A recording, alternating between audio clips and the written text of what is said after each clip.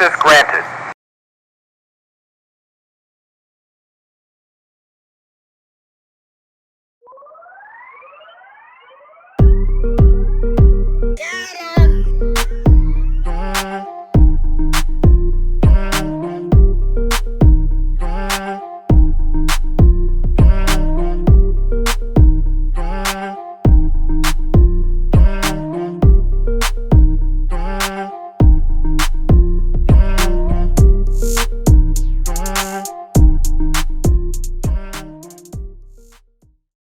We back with another segment of Conversations with Brooklyn. Ooh.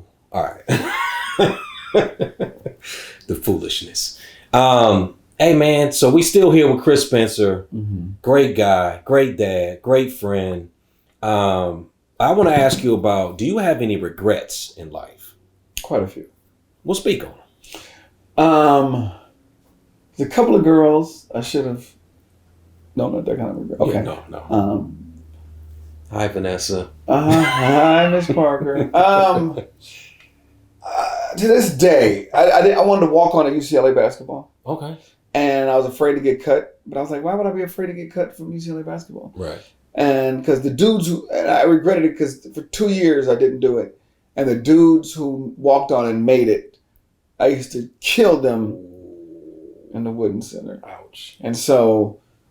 forever, I have that, like, because even if I didn't belong, all my friends were on the team. It was Coach Hazard at the time. I was friends with Coach. I would have been on the team. I wouldn't have played, but I still would have been on the team, and I would be able to tell my kids that I did play. Right. You know what I mean? Right. Because there was no Google. So I regret not walking on trying to be try out for UCLA basketball. That's one of my regrets. Okay. But hold on, so crypto. Oh wait, so like then what is that? Like you said you was afraid of that you feared that you would get cut. Yeah. So like then what is that? Like would you have felt like a failure? Like would you have felt like, you know what I mean? Like because I think about myself and times where there were things that I wanted to do that I didn't, and it's like I'll go, man, what was that? Like why didn't you just Oh man, yeah, because I dealt with a lot of feeling like I wasn't good enough as a kid. So, and I think adults unknowingly do that to children, right? Because there's no real explanation for it. So if a kid does get cut from a team, in essence, you're saying you're not good enough. But it's not like you can't get better or it wasn't a good fit. You know, there's just, you cut. Right. No explanation. So the kid walks off like, or if a parent goes, why don't you do that like your sibling? In essence, what you're saying is the way you're doing it is not good enough. Right. And so I just, I would carry that. So I think that's why I'm so like, and you know me, man, I'm so determined. Like if somebody's like, yo, I'm gonna learn how to do this. And I'm like, I'm gonna learn how to do it until, you know what I mean? Like it's almost manic, you know what I mean? But I think it comes from being younger and feeling like, I'm not good enough. Because you're the younger brother too. Yeah. Fear of failure. Okay. You know what I mean? That whole procrastination thing with studying is like, you know what? If I study and get a C, I'm gonna be pissed. But if I don't study and get a C, it's like, hey, I didn't study. You know what I mean? So I didn't want to. There was like when I was joking around saying girls. Like there was a girl I might want to talk to, and then. I was afraid to holler at her, and then next thing you know, Jermaine Dupri's dating her. So Janet Jackson. So like wait, but don't you have a joke about that? No, that's Chris Rock's joke. Okay. He said when he saw Jermaine Dupri with Janet Jackson, he said that's like reading in the newspaper, big sale yesterday. So he had I'm joking about the Janet Jackson, but he was like, yo, I'm gonna step up and talk to her. Everybody else is afraid. Why not? Like, if she rejects me, it's like, well, that's just what happens in life. There's a lot of rejection in life. Right. And that's what I tell my kids because, as you know, because you coach them, a lot of times they play basketball in fear. Like, they're afraid to make mistakes. And the only way you can get better is if you make these mistakes and then learn from the mistakes. And so I also lived in not wanting to make a mistake. You know what I mean? And now, even my stand-up career was me, being safe by opening for Chris Rock and Damon Wayans because I only had to do 20 minutes and there was no pressure, right? I should have, it's another regret, I should have been on the road earlier. The only way you can become a great comedian is you have to go on the road and bomb and fail and not get paid by promoters and your room ain't ready. And I had a little bit of this stuff happen to me, but to the extent of all your greats, the Cats, the Kevins, the Daves, the Chris Rocks, like they lived on the road and grew a new kind of scale on their skin to handle adversity. And so that's why they became so great at stand-up, because they've been through so much and they got to work the act over and over and over again. My biggest strength is also my weakness, which is I want to create new stuff all the time. I want everything to be new. So that's why I became a great host, because I have a new audience tonight. I could just make up stuff off the top of my head. But if you're going to be a great comedian, you need to do this material over and over and over. And you know me, that kills me. We play golf. I can't do the same swing over and over again. Right. If we drove right now to get something to eat, I'm gonna take you a different way than I normally go, because I don't know what that is in my head. But I'm on the road now because I'm getting ready to do a special, and it hurts, Brooklyn, for me to do the whole thing, to do the same act over and over and over, and I still haven't really done it over and over again. Like there's a skeleton of where there's a point A and a point B, and I get there, but in here, my mind, my creative mind makes me, I'm still topping jokes, which is what you're supposed to do. But there's got to be a point where this is the act, and I haven't gotten to this is the act, this is the special. You know what I mean? So I'm trying to figure out how do I use my strength in this A to B creation for this special. That's very good, man. Yeah. Like, do you have any people who did you look up to coming up in comedy?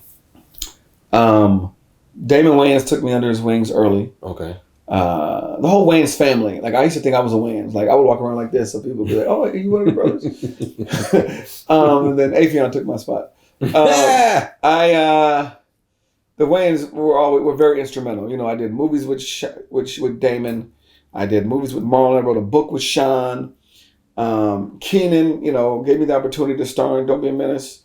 And so that family right there helped me a lot. Damon basically trained me without physically saying, go stand right there, hold the mic, how to be a better stand-up comedian. You know what I mean? By almost not mimicking him, but just watching his work ethic and his passion for stand-up. Him and Sean, because it was us three on the road. I learned a lot from them. And I looked up to Damon. Like Damon is on my Mount Rushmore. Nice. Yeah, I got a compliment from Damon one time that was not comedy related, but he was doing the movie Celtic Pride, and I was one of the guys that was helping train him to look like a basketball player. And we were playing some pickup games one day, and after the game, he comes over to me and goes, "Man, you got a nice game." And man, I'm not a person that takes compliments well.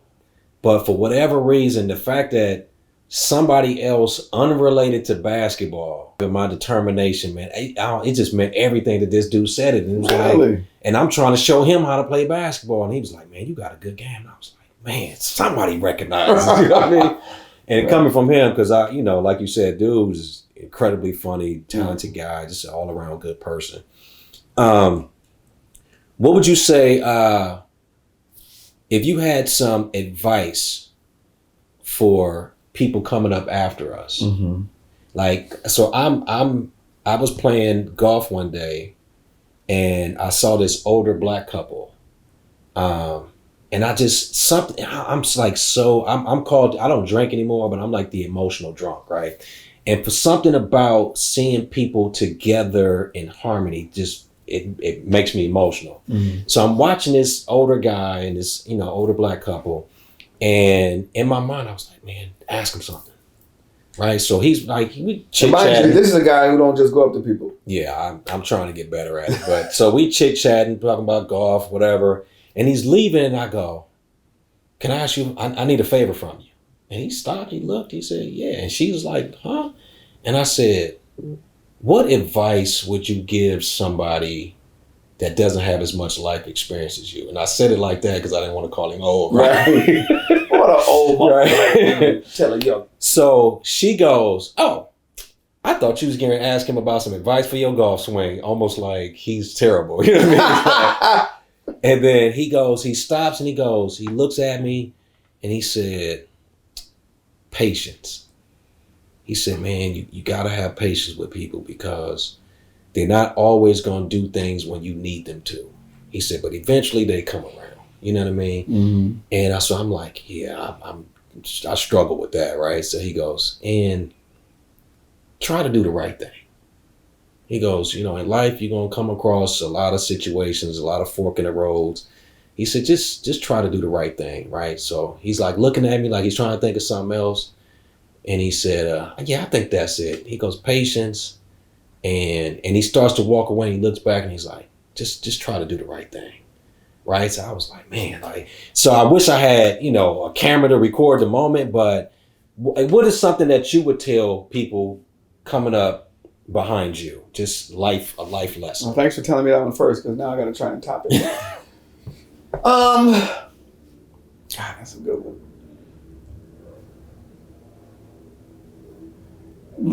I mean, the patience is like I say, you know, lack of a better word, a cliche, something you should know.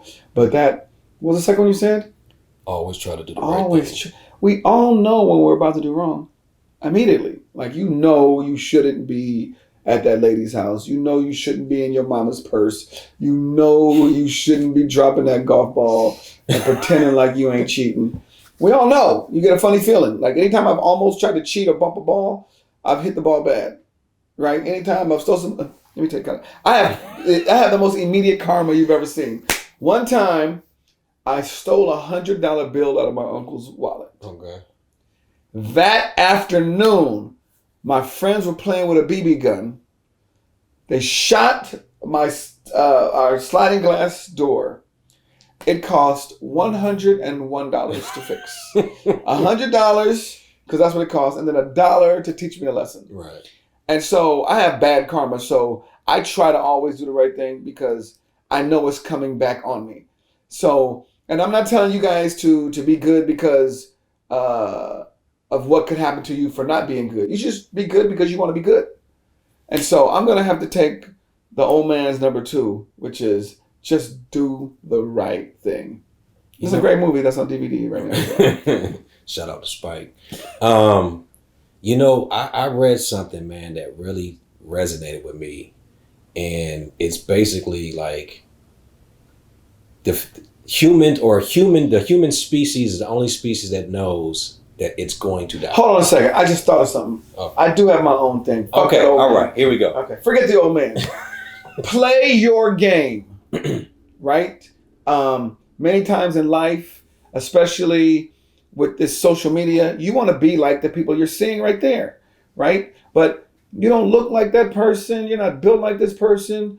And you should just try to strive to be the best you can be. You know what I mean? Like, I find myself on the golf course, and I used to find myself when I played basketball trying to be as good as Brooklyn. Like, maybe I'm left-handed. No, I'm not going to play right-handed. You know, I'm trying to hit drives 300 yards. That's not me. So I had to realize I'm trying to do comedy like Damon. I'm trying to be as dark as Dave Chappelle. I'm trying to be as charming as Kevin. And then I had to realize, you know what? Just be me. You know what I mean? Yeah. Be the best me. So PYG, play PYOG. I'm from Inglewood. Inglewood Public Schools. Play your own game. PYOG. He had to make sure it was right. PYG. Play your own. Play your game. Pig. P-I. Yeah. Man, that's a great point. I was just going to say that humans are the only species that knows it's going to die, and but we don't use that as motivation. Like, we use the fact that we're going to die as a reason not to do stuff. Right. When that should be the reason why you do stuff. Interesting. Because you're going to die. Right. You know what I mean? How That's wild good. is that? That's wild. Yeah. Man, anyway. And that's why I said yes to this interview, because I'm like, one day I'm going to be dead and I'll be able to do it. Man. And this was a year where, and not to take this to a different place, a lot of our friends lost a lot of great people in their lives. We're talking parents, kids, aunts, uncles, grandparents. And so that is a great reason to not only play your own game, but to do whatever you think you want to do and achieve whatever you think you can achieve, even if failure might be at the other end that you don't know about, but at least go for it. You have to go for it because you're going to die. All right. Back with one more segment. Chris Spencer, Conversations with Brooklyn. Ooh.